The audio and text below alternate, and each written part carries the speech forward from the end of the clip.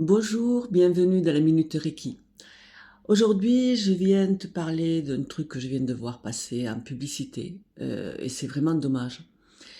Quelqu'un qui propose des soins spirituels et qui est capable de t'enlever le karma, qui apparemment les personnes qui font du Reiki, c'est pas suffisant, c'est pas suffisant quoi. C'est enfin quelqu'un que je trouve très présomptueux, hein, et qui, en fait, même luciférienne, hein, parce qu'on se prend pour Dieu quelque part, hein, donc elle propose même des stages et tout, avec la certification qu'effectivement, après son stage, tu vas pouvoir faire des soins spirituels et que tu seras un guide spirituel et quelqu'un qui pourra être intermédiaire avec le spirituel. Alors, sincèrement, vous rencontrez des personnes comme ça, vous fuyez, d'accord. Derrière, c'est des entités, c'est pas du spirituel du tout.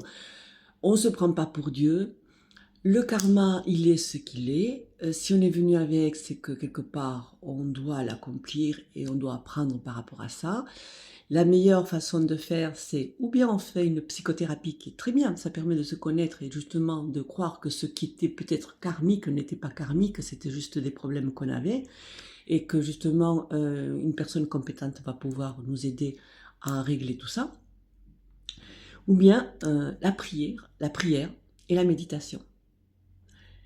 Autant se relier directement à Dieu, c'est Dieu qui nous a mis dans cet état-là, à ce qu'il paraît, donc c'est Dieu qui va pouvoir faire quelque chose, c'est pas un humain.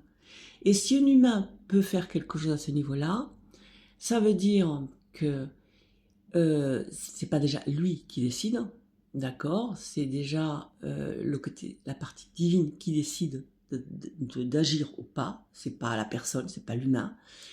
Et s'il y a quelqu'un qui fait des soins spirituels, parce que ça existe, il y a des gens qui pratiquent des soins spirituels, mais on va dire c'est dans le monde, c'est une poignée, d'accord? Et c'est pas eux qui disent qu'ils sont, voilà, hein.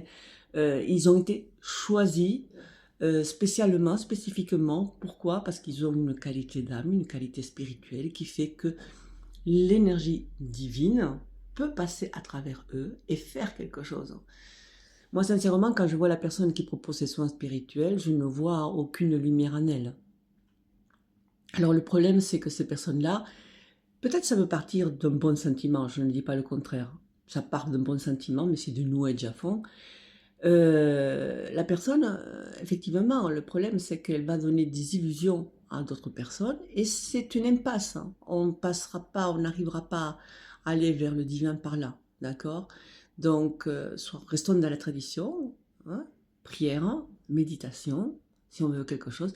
Je peux vous assurer que si on demande directement et que c'est le moment, justement, pour se défaire de certaines choses, ça se fait.